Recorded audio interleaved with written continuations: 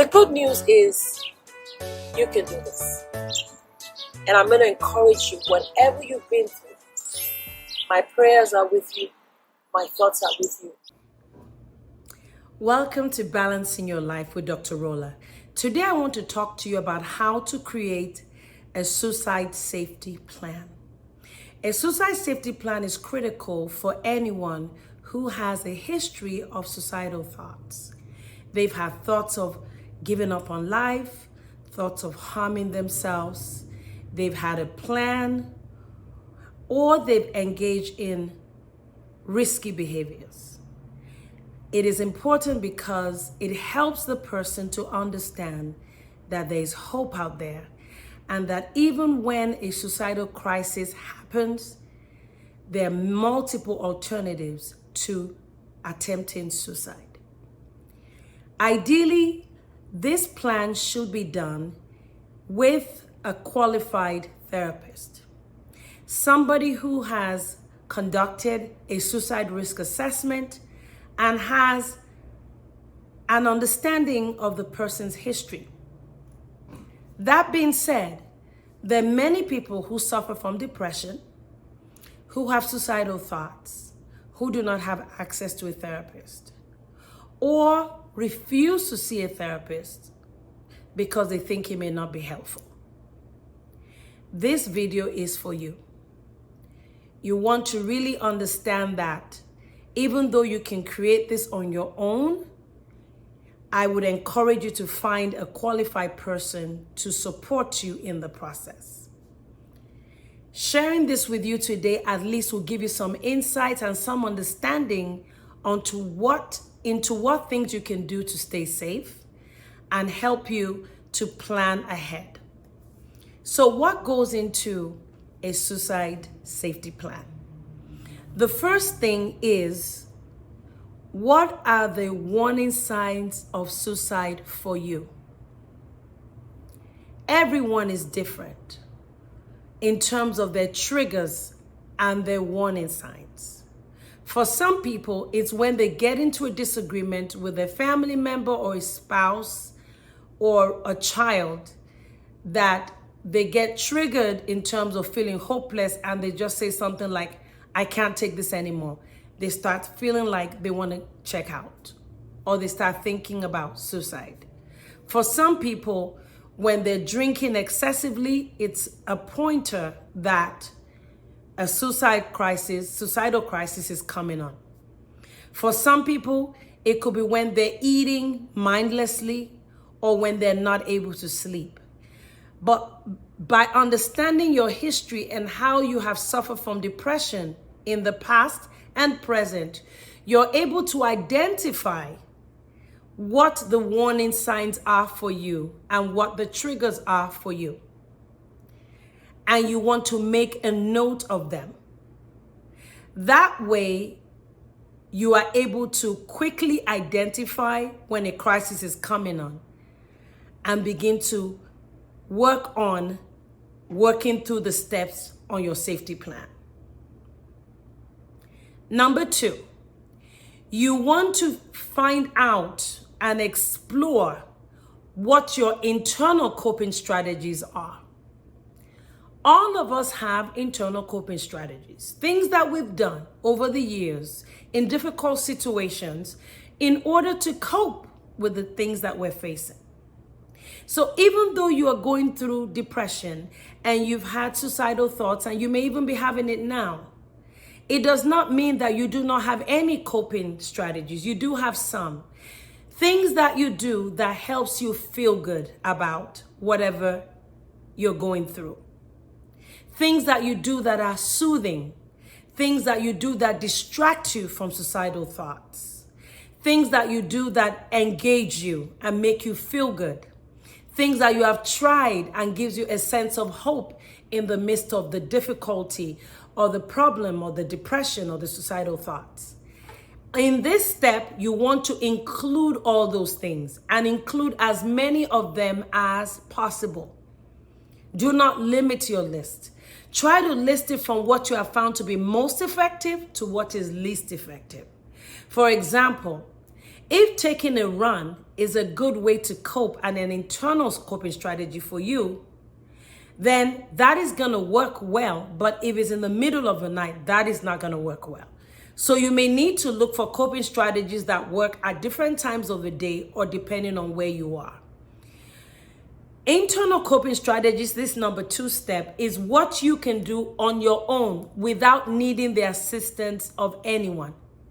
And this is incredibly empowering because it makes you know that you do have some things that have worked and some things that you can use. Include these things in the list. Take some out if you find them not to be as effective. And even when you're not in crisis, start to practice some of these strategies to see if it's self-soothing, if it's distracting and it takes your attention from things that are difficult or difficult emotions, and if it is something that you find positive. It is always helpful to include internal coping strategies that involves physical activity. We do know that physical activity really does help our mood and helps our sense of well-being, increases those happy chemicals in the brain. Therefore, think about options that include all that.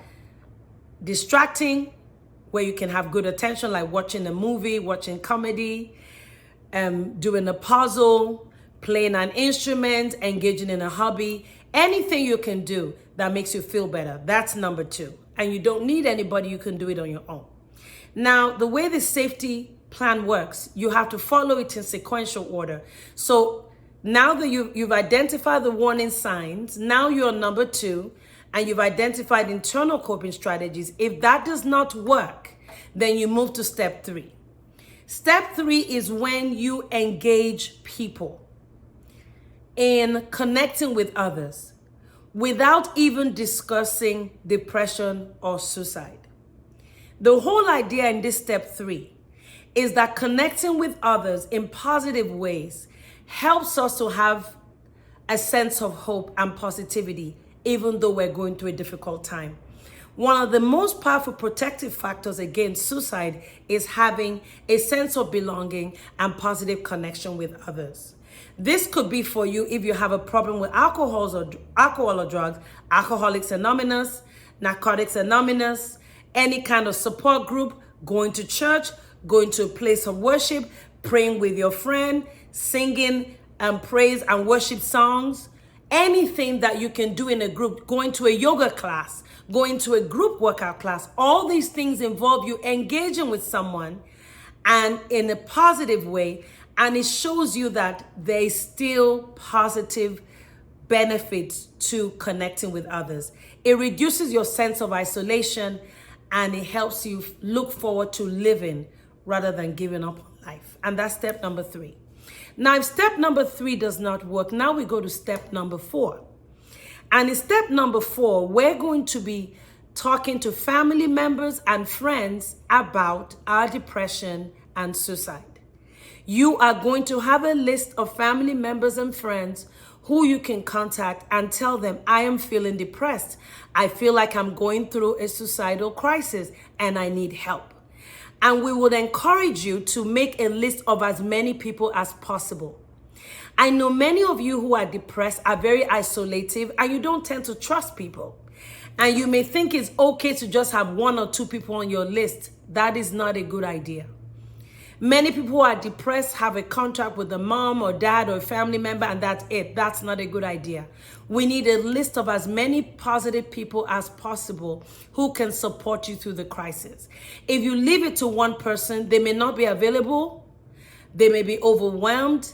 They may not be able to give you the support that you need all the time. If you have a list of many people, it gives you a sense that you have alternatives and you can contact them. And if it's possible that some of them are not able to help you, then that's okay. If you just have 1 or 2 people and they can't help you, that can make your sense of powerlessness and hopelessness to worsen, increase isolation, and increase risk of suicide. And that's why it's impossible to have a pretty long list. And not just anyone. People who are upbeat, people who are sturdy in their sense of self, people who are not shaming you, people who are encouraging you and know your strengths and see this action of reaching out as a positive thing rather than a negative thing. And then number 5, this is when you now make a list of agencies, organizations that you can reach at any hour of the day. 911, emergency room, the closest emergency room, 24-hour emergency psychiatric hospitals, suicide hotline, anywhere you can contact that is not family oriented, that is professional, where you can get help. Now, this is critical because you want to make sure that as you go to this list, you're reminding yourself, this suicidal crisis will pass. This is not the end. And there's always help for me. And it's okay for me to reach out. It will be important to look at this list that you have created and write it down in your own words. This is your plan for safety. This is your plan for alternatives to suicide. This is not anybody else's plan. You take ownership of that process. And if there's something you don't like, tweak it, change it, talk about it. If there are reasons as to why you will not follow through with it, highlight those reasons and begin to work with somebody as to removing those barriers to following through with it. When you're done writing this, understand that it can be changed, it can be adjusted. You want to ask yourself, where would I be able to easily access this plan? Take a picture of it, take multiple copies of it, keep it in visible places. So you have the awareness that if you're going to a suicidal crisis, there's something that you can do and it's in your plan. You lay hold of your plan. You can even keep a copy in your wallet. You lay hold of your plan and you follow through. And what you're saying is, in spite of what I'm going through, in spite of the suicidal thoughts and my history of depression, I can work through this. This crisis will pass. And I'm continuing to develop ways to cope that are adaptive, that are positive, so that I do not go the unhealthy path of harming myself or engaging in self-injurious behaviors. So I hope this helps because this is critical. May I also add that no suicide contracts are not helpful. So if you're one person that has made a contract with a family member that you won't do anything, that is not an effective way to reduce the risk of suicide. A safety plan is. And I suggest strongly that if you don't even want to see a therapist for ongoing therapy, you may want to see a therapist just for this, or a family member or a mentor, somebody that is supportive to help you through this. If this is for a young person, we will always encourage the parents to be part of it. And even if it's a young adult or an adult, also having a family member supporting the process can be very helpful and very soothing and very positive for you. So I want you to pay attention to all these steps, write it out, keep it, secure it, and use it. Like this video, share it with somebody who is suffering from depression and somebody who's going through a difficult time. Subscribe to my channel, and I look forward to talking to you soon. Thank you so much for watching.